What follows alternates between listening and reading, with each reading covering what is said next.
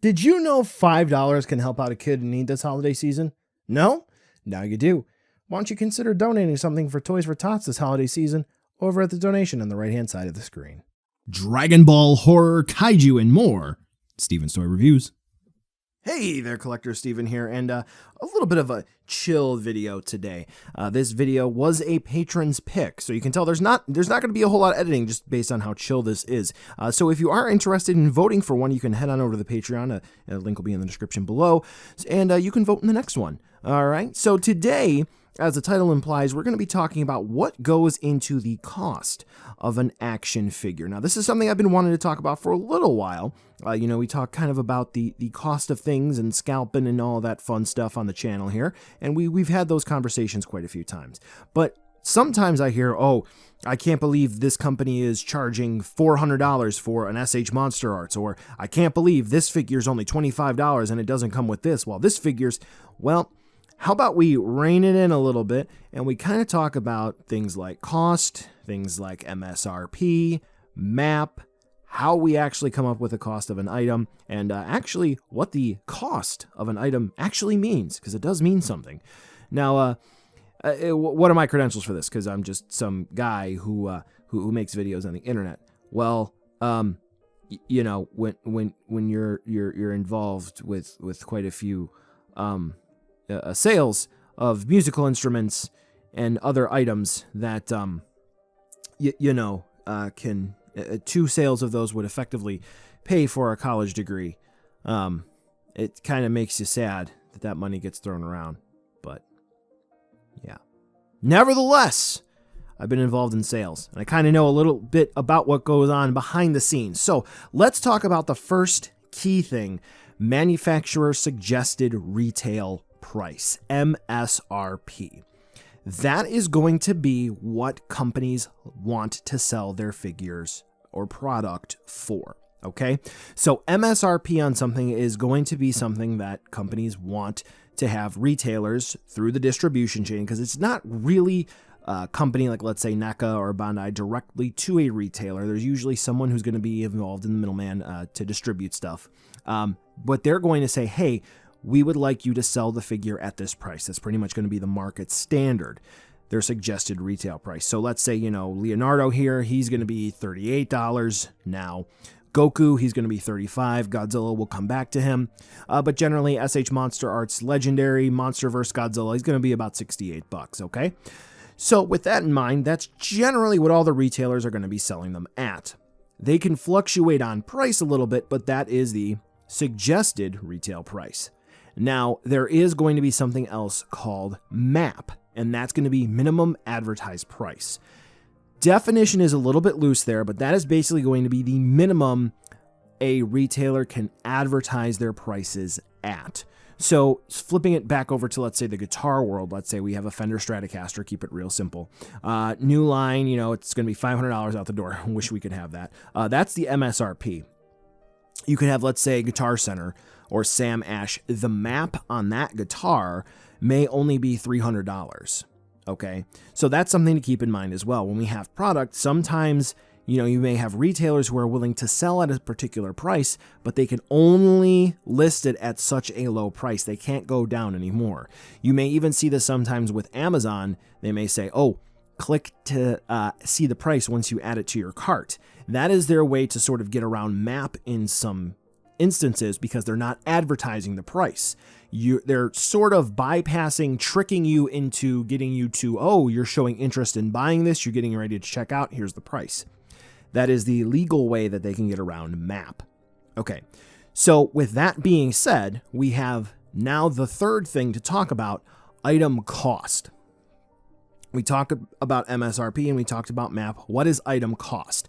I'm not talking about, what it costs you to buy these, because you have retailers that are selling stuff, and,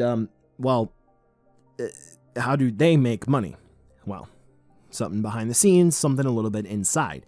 So you have your Godzilla, your Leonardo, you have your Goku, and we know what their MSRP is, right? So we have 68, we have 38, and we have 35.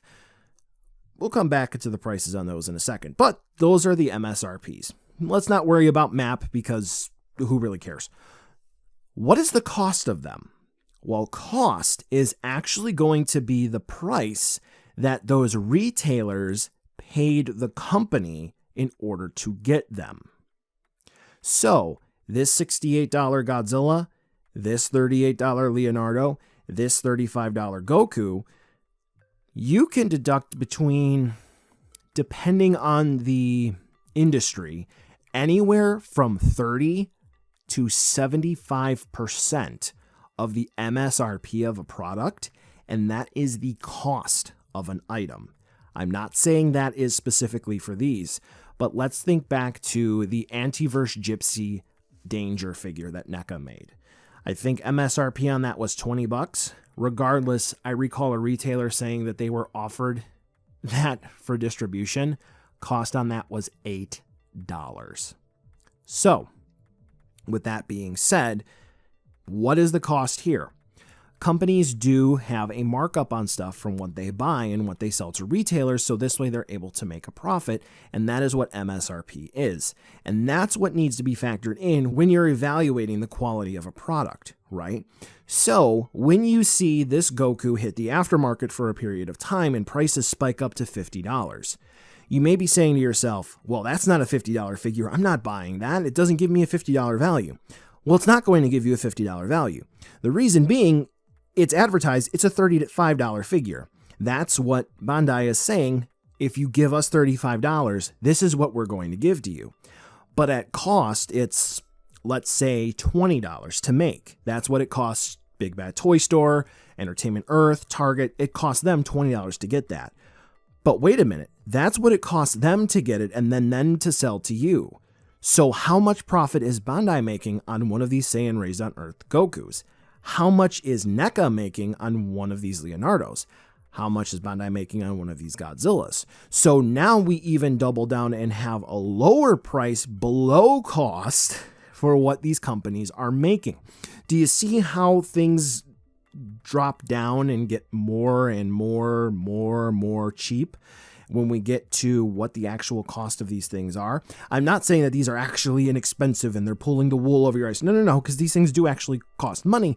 The thing is that when we evaluate how much something is worth, we really have to think about what goes into everything. Now, for an example, the SH Monster Arts Godzilla over here. For those of you who may be watching this video and you're not really familiar with SH Monster Arts figures, this is the poster color version Godzilla 2019. Now, I have it pulled up on my laptop that's over here to the side.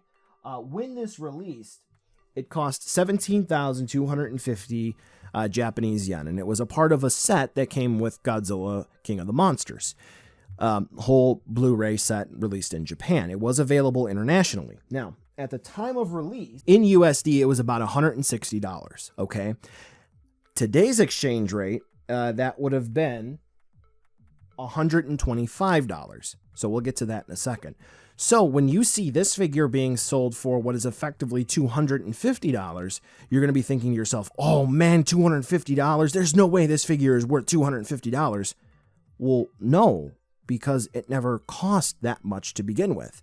Bandai put this amount of money into the figure to make that product, and then they expected you to pay that much, and then they were saying this figure is worth that much. So when you see this being sold for $250 on the aftermarket by itself without the bells and whistles from the Blu-ray, then you have to think to yourself, well, it would have been $150 or thereabouts at release, so this was intended to be about $150 worth of product right here.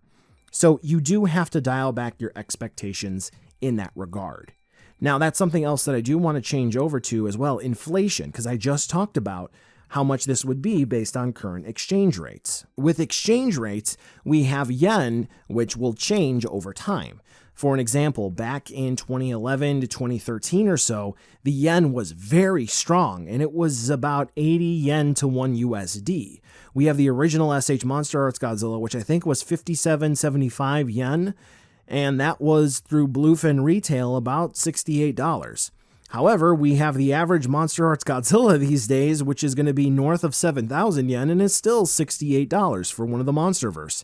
How does that work? Well, the yen gets stronger, the yen gets weaker, and it keeps changing. So for an example, when this Saiyan Raised on Earth Goku was released, it was about 3,800 yen, or about $35. Now, today, if we were to do a 1-to-1 conversion, it would be just shy of hitting $28. So that needs to be taken into consideration as well. So when we have things that change over time, like the yen, then we have to go back to the drawing board when it comes into things like contracts being written up.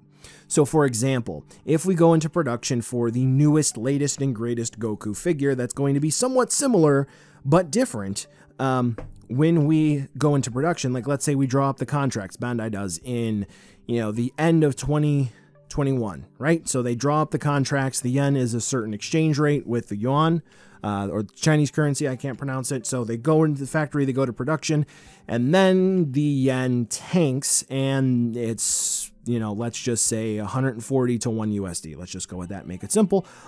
Now they're not going to get as much bang for their buck. So now we have the superhero Goku, which is going to not be the same amount. Production cost is going to go up. So what do?